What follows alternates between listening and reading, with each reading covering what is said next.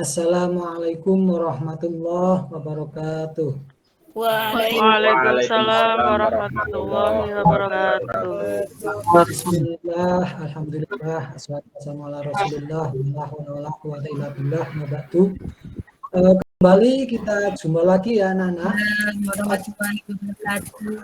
Hari ini kita akan belajar bersama-sama yaitu sejarah kebudayaan Islam tentang peran pesantren dalam dakwah Islam di Indonesia. Ini bab ketiga untuk kelas 9 semester Gasal. Kemudian bagaimana kabarnya hari ini anak-anak? Bagaimana kabarnya? Alhamdulillah sehat.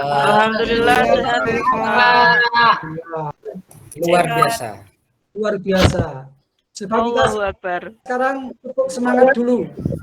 Kita mulai dengan alhamdulillah terus semangat biar pembelajaran kita bertambah semangat. Bisa ikuti Pak Guru ya? Iya Pak. Semangat, semangat, yuk.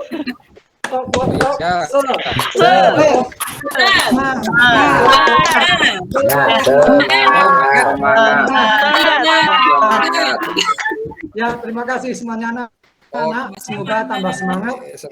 Ya, kemudian pada hari ini semua sehat, berarti masuk semua ya. Tidak ada yang sakit, alhamdulillah masuk semua. Alhamdulillah. Berarti nihil ya, hadir semua, alhamdulillah.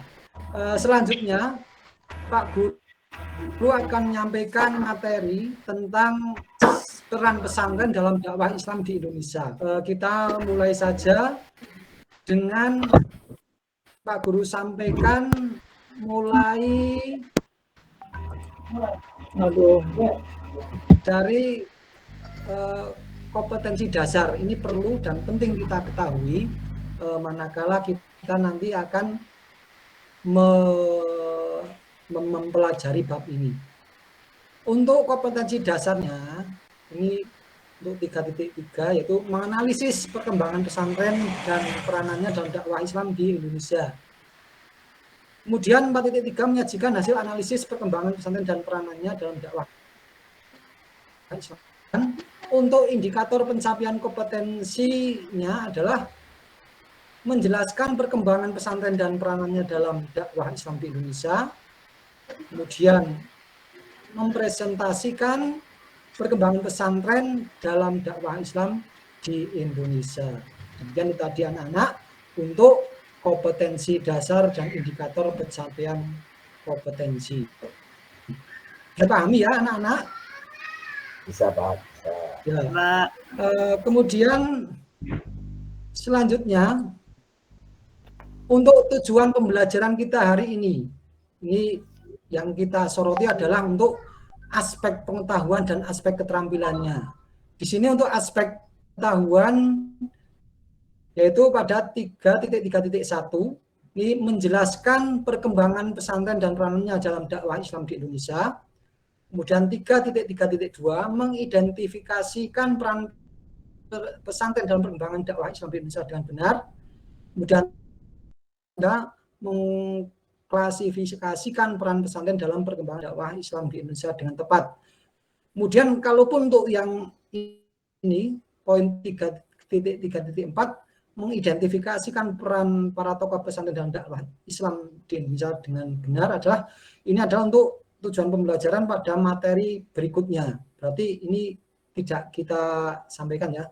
Kemudian untuk aspek keterampilan ini 4.3.1 mendeskripsikan perkembangan pesantren dan peranannya dalam dakwah Islam di Indonesia. Demikian itu tadi tujuan pembelajaran kita. Pak Guru harapkan nanti anak-anak sehabis pembelajaran maksud dan paham dengan apa yang nanti kita pelajari.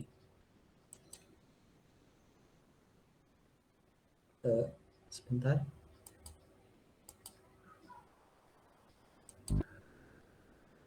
Kemudian ini ada contoh gambar. Silahkan amatilah gambar berikut. Ini gambar yang pertama. Silakan diamati, Pak Guru beri waktu 3 menit. Gambar ini 3.1, gambar 3.2. Sudah ya. Dari gambar yang ada di hadapan kalian semua, itu gambar apa anak-anak? Orang lagi ngaji, Pak. Oh ya, orang lagi ngaji ya. Orang duduk baca kitab. Bagus. Oh Ya. iya, bagus Pak Mail. Selanjutnya yang sebelahnya Pak Soim. Gambar apa saja itu? Pak Kiai. Oh ya, ada gambar Pak Kiai. Kemudian Santri. Ada santri. Bangunan dan kitab kuning. Sama. ya itu. Kitab. Ya bagus anak-anak, benar sekali ini. Yang gambar ini adalah suasana proses pembelajaran di pesantren ini dari para santri yang sedang mengkaji kitab kuning. Kemudian gambar sebelah, gambar 2 ini adalah di situ ada gambar kitab kuning, kemudian ada gambar Pak Kiai, ada gambar masjid, ada gambar santri, ada gambar pondok pesantren. Dan juga ini ada gambar apa? Penyampaian tentang metode pembelajaran di pondok pesantren. Bagus anak-anak ya, dari gambar tersebut kalian sudah bisa menemukan, menyampaikan apa yang maksud dari gambar tersebut. Selanjutnya, dari pengamatan gambar ini ada pertanyaan-pertanyaan. Pertanyaan pertama, bagaimana peran pondok pesantren dalam penyebaran Islam di Indonesia? Kemudian yang kedua, bagaimana efektivitas pondok pesantren sebagai sarana dakwah? Jadi, ada yang bisa menjawab? Menurut pemahaman kalian, silakan berpendapat, beropini untuk pertanyaan nomor 1 dan nomor 2.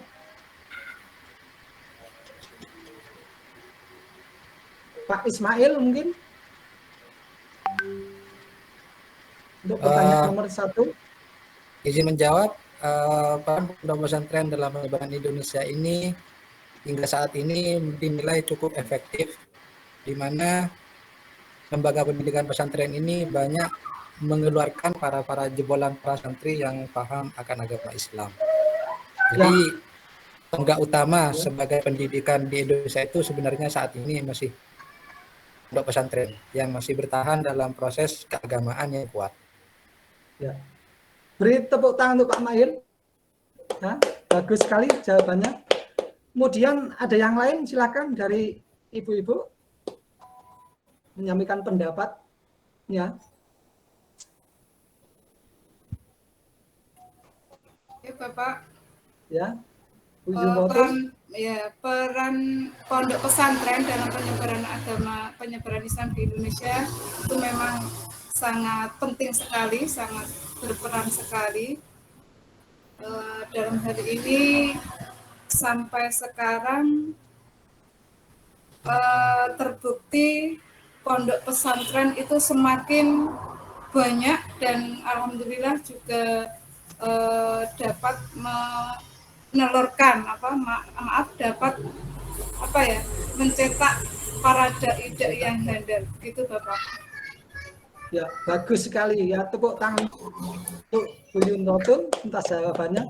Ya, demikianlah untuk jawaban-jawaban pendapat dari Pak Mail dan Ibu Zumrotun tentang bagaimana peran pondok pesantren dalam penyebaran agama Islam dan efektivitasnya pondok pesantren sebagai sarana dakwah itu tadi. Kemudian selanjutnya kita lanjutkan. Nah ini untuk materi selanjutnya, setelah kalian tadi mengamati gambar dan menjawab pertanyaan-pertanyaan, menemukan jawaban dari pertanyaan-pertanyaan tadi ya, cukup bagus sekali ya. Berarti untuk kepahaman kalian tentang materi ini sangatlah bagus. Kemudian untuk yang pondok pesantren pendidikan keislaman dan keaslian Indonesia. Pondok pesantren memiliki karakter tersendiri, yaitu keislaman dan keaslian Indonesia. Maksudnya, pondok pesantren ini sebagai lembaga pendidikan yang identik dengan keislaman sekaligus orisinal. Orisinal ini berarti asli, berasal dari Indonesia. Ini tidak ada pondok pesantren di luar negeri, baik itu di Yaman ataupun di Mesir, yang sistem pendidikannya seperti halnya pondok pesantren di Indonesia. Karena apa? Pondok pesantren yang ada di Indonesia ini memiliki ciri khas memiliki padepokan atau asrama untuk tempat tinggal peserta didik. Selanjutnya, yang keempat, pondok pesantren pendidikan keislaman dan keaslian Indonesia, ini masih tentang hal tersebut. Pondok membahas tentang pengertian dari pondok pesantren itu sendiri, dilihat dari sisi bahasa dan sisi istilahnya. Walaupun secara bahasa, ini pondok pesantren berasal dari bahasa Arab, yaitu funduk, yang memiliki makna asrama atau tempat di mana para peserta didik ini tinggal. Adapun pesantren berasal dari kosakata lokal, yaitu cantrik, yang bermakna siswa atau peserta didik. Dengan demikian, pondok pesantren merupakan perpaduan kosakata bahasa Arab dan lokal. Sedangkan pengertian pondok pesantren secara istilah yaitu sebuah lembaga pendidikan di mana peserta didik tinggal di asrama selama 24 jam untuk melaksanakan proses belajar mengajar, baik pendalaman ilmu agama, dalam istilah agamanya itu tafakuh fiddin, maupun keterampilan dan kecakapan hidup. Selanjutnya, pendidikan pesantren sebagai sarana dakwah. Pendidikan pondok pesantren merupakan serangkaian proses belajar mengajar berasrama yang berlangsung selama 24 jam. Dengan tujuan apa? Tujuannya adalah menyiapkan sadar peranan peserta didik di masa yang akan datang.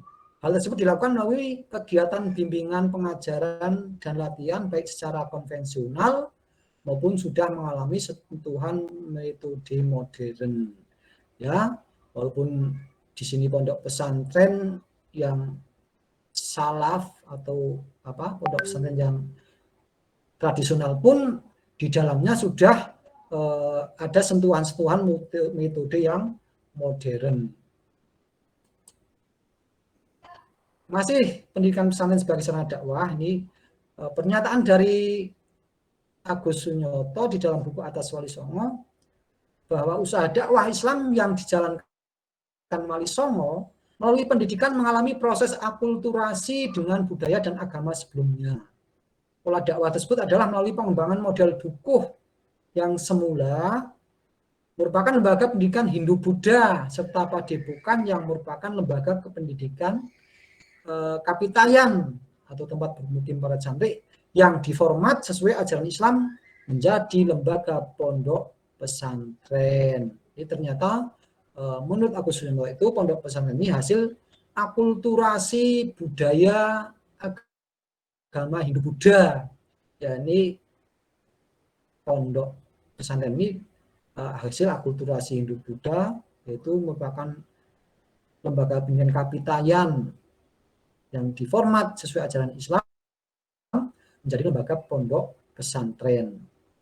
Wadahnya akulturasi Hindu-Buddha, tapi isinya adalah ajaran Islam. Lanjut. Pondok pesantren mempunyai komponen pokok yang menjadi ciri khas.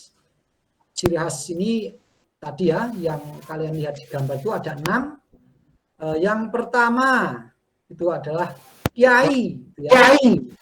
Ya, kiai. Sebagai komponen sentral dalam pesantren.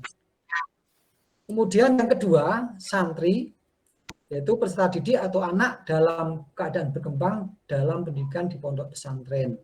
Kemudian yang ketiga, masjid atau musola, sana fisik, pusat kegiatan ibadah dalam pondok pesantren. Kemudian yang keempat, pondok atau asrama, yaitu sarana fisik sebagai tempat tinggal para santri. Ini bangunan tempat tinggal ya di situ. Dan yang kelima, kitab kuning ini adalah materi pokok dalam kurikulum pendidikan pesantren. Ya, mungkin dari panjenengan semua sudah pernah dengar yang namanya kitab kuning. Kemudian yang keenam, metode pengajarannya yaitu dengan metode Sorogan, Bandungan, dan Al-Ijnul Ijazah, serta model pembelajaran utawi iki-iku. Ya, ini untuk identitas pembelajaran kitab kuning itu ada istilahnya utawi iku. Misalkan faslun ya, utawi iku ono fasal swiji, contoh saja itu ya. Nah, mungkin bapaknya juga nih udah kenal, udah paham ya, tentang Pak Ismail nih yang dari Madura ya, kota santri juga. Ya, demikian Pak Ismail.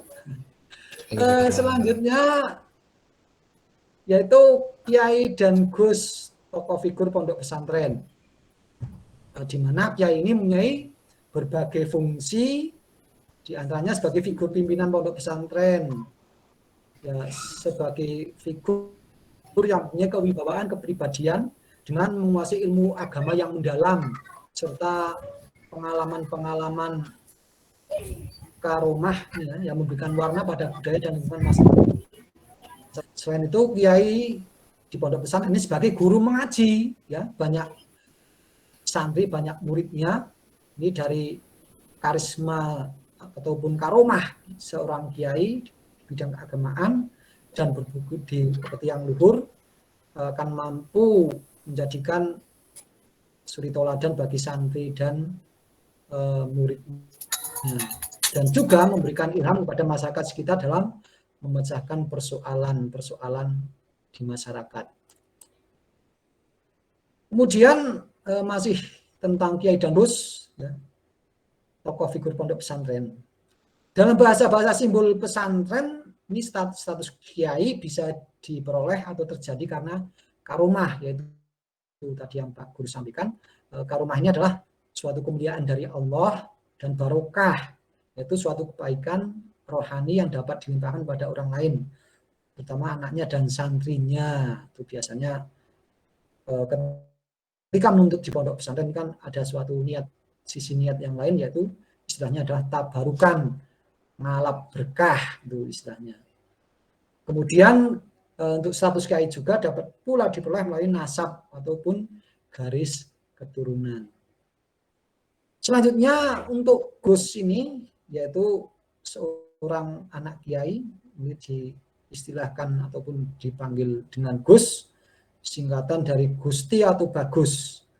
Ini nama atau panggilan Gus ini mengandung tafaul atau harapan agar ia menjadi orang yang bagus. Dan oleh karena itu Gus ini atau putra kiai mempunyai kesempatan yang luas untuk memimpin sebuah pondok pesantren ataupun generasi penerus dari kiai itu sendiri.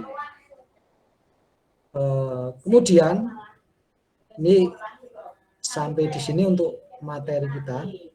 Untuk lebih pendalaman, untuk lebih penguasaan terhadap materi, kita sekarang akan bagi menjadi beberapa kelompok diskusi ya.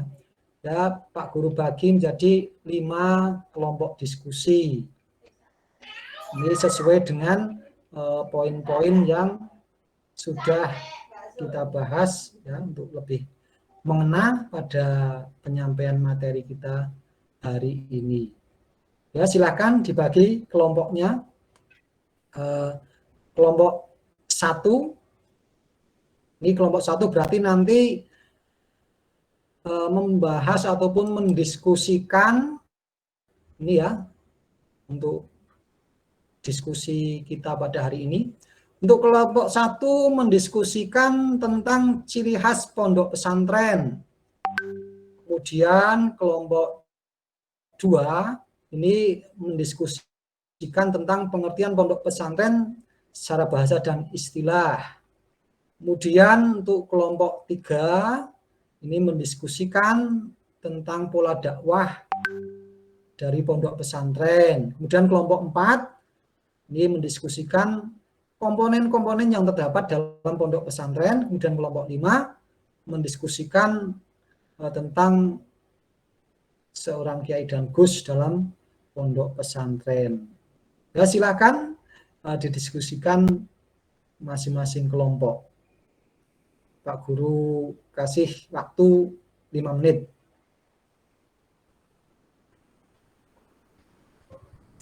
Ya, sudah kelompoknya. Ada yang maju duluan dari masing-masing kelompok? Silahkan.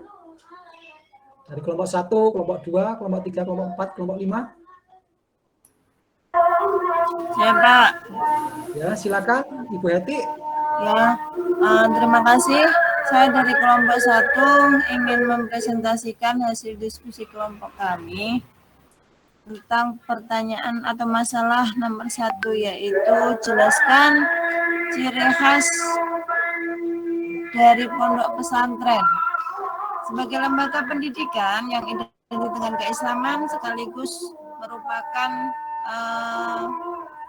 lembaga pendidikan yang asli berasal dari Indonesia, memiliki ciri khas yaitu memiliki padepokan atau asrama sebagai tempat tinggal peserta didik yang biasa kita sebut dengan kata santri.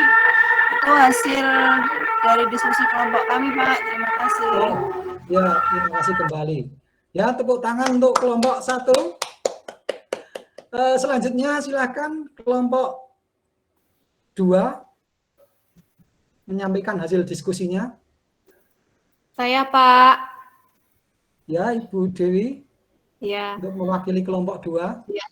Terima kasih atas waktu yang telah diberikan kepada kami kelompok 2. Baik, saya mewakili kelompok 2 ingin menjelaskan hasil dari diskusi kami, yaitu jelaskan pengertian pondok pesantren secara bahasa dan istilah. Secara bahasa, pondok berasal dari kata bahasa Arab, yaitu punduk yang memiliki makna asrama atau tempat di mana peserta didik tinggal. Adapun pesantren berasal dari kosakata lokal, yaitu cantrik yang bermakna siswa atau peserta didik. Dengan demikian, pondok pesantren merupakan perpaduan kosakata bahasa Arab dan lokal. Secara istilah, pondok pesantren adalah sebuah lembaga pendidikan di mana peserta didik tinggal di asrama selama 24 jam untuk melaksanakan proses belajar mengajar, baik pendalaman ilmu agama atau tafaqud fiddin maupun keterampilan dan kecakapan hidup. Demikian hasil dari diskusi kami kelompok 2. Terima kasih. Ya, aplausnya untuk Ibu Heti. Ibu Dewi, maaf, untuk mewakili kelompok 2. Selanjutnya untuk kelompok 3, silakan.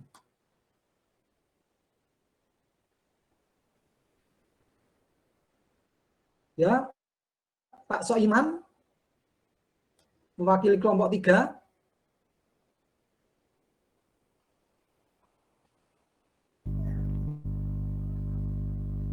Untuk kelompok 3, ini pertanyaan gimana ya? Yaitu di layar monitor, sebutkan pola dakwah yang dimiliki pondok pesantren.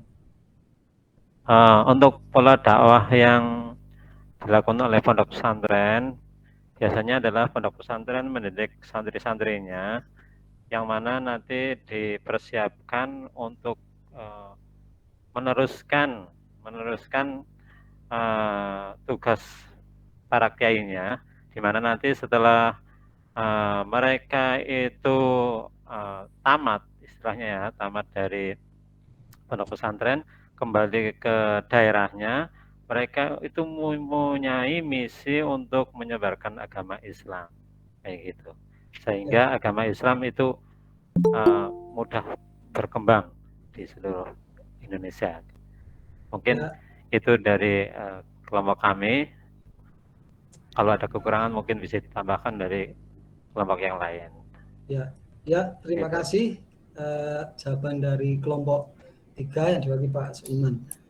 Selanjutnya untuk kelompok 4, kelompok 5 ini anggap sudah menyampaikan atau ada yang mau menyampaikan secara singkat. Ini kita Nomor 4 Bapak, kelompok 4. Ya, silakan Ibu Zumpatun mewakili kelompok 4.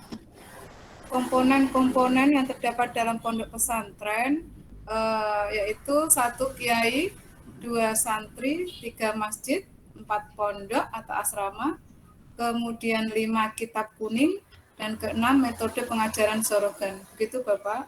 Ya, terima kasih. Tepuk tangannya untuk Ibu Zumratun. Selanjutnya kelompok 5, singkat dan padat saja, silakan.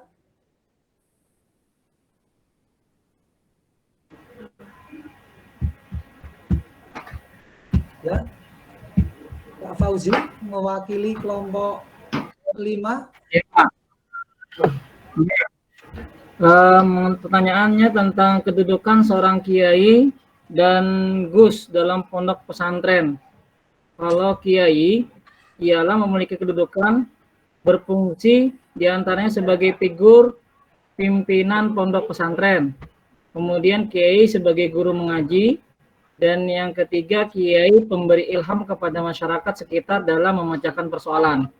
Adapun gus atau seorang gus adalah seorang anak kiai yang sangat dihormati oleh para santri dan masyarakat sekitar, dan juga gus sebagai panggilan bukti gus. Sebutan ini mengandung tapaul atau harapan agar ia menjadi orang yang bagus dan mulia. Itu aja Pak, nomor 5 dari kami, Pak. Ya, terima kasih. Tepuk tangannya untuk Pak Fauzi ya, mewakili kelompok 5. Ya, itu tadi anak-anak ya semuanya dari diskusi kita hari ini. Selanjutnya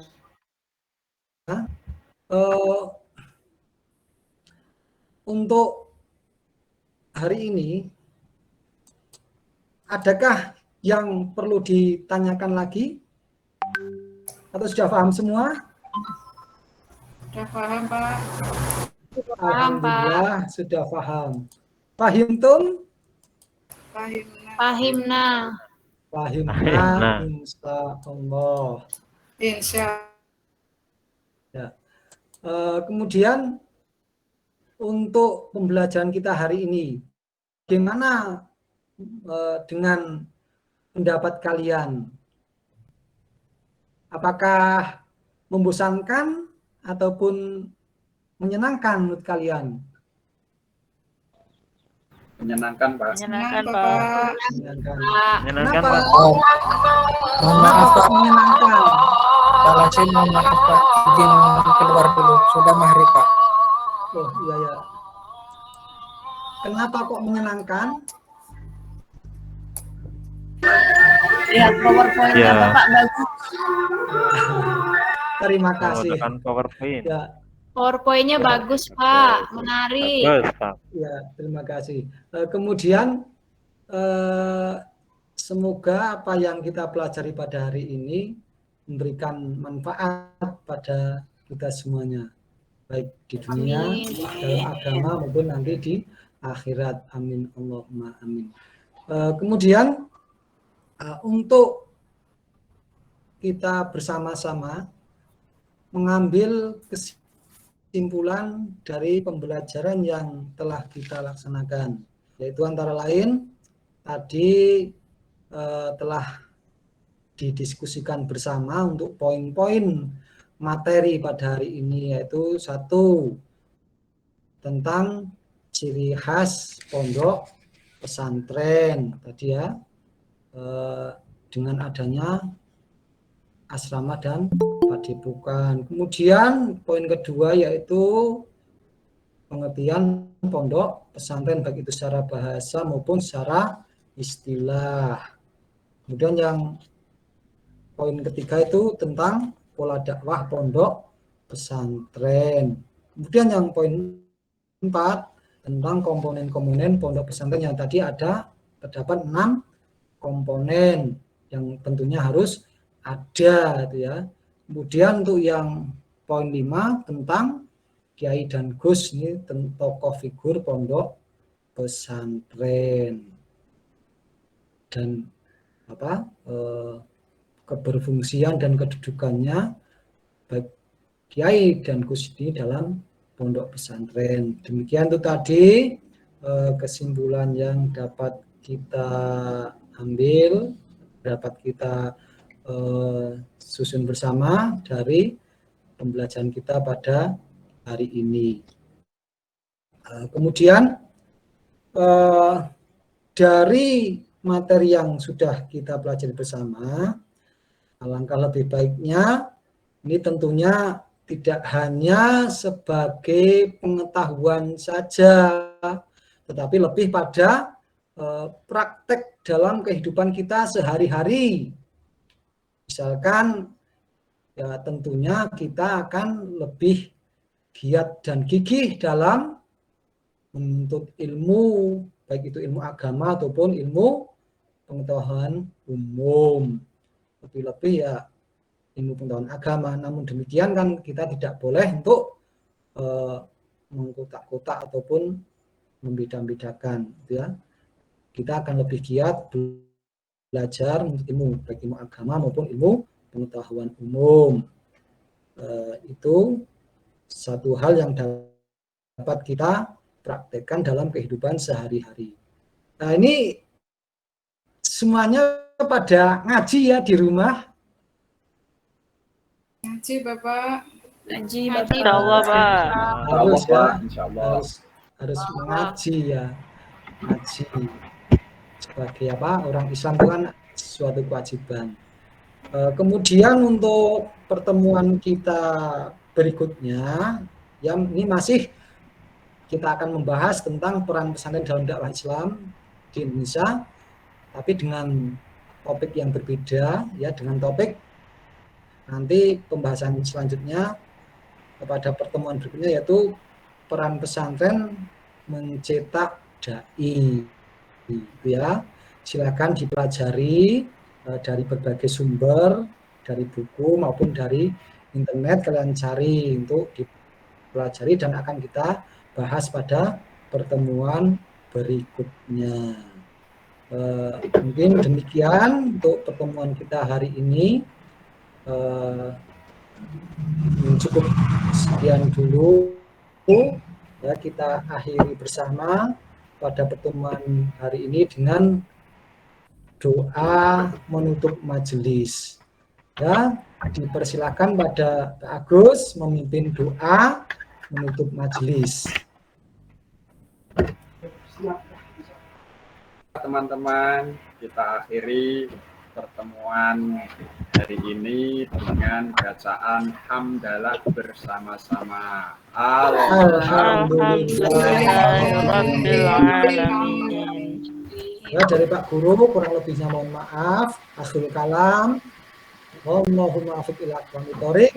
Wassalamualaikum warahmatullahi wabarakatuh. Waalaikumsalam. Waalaikumsalam.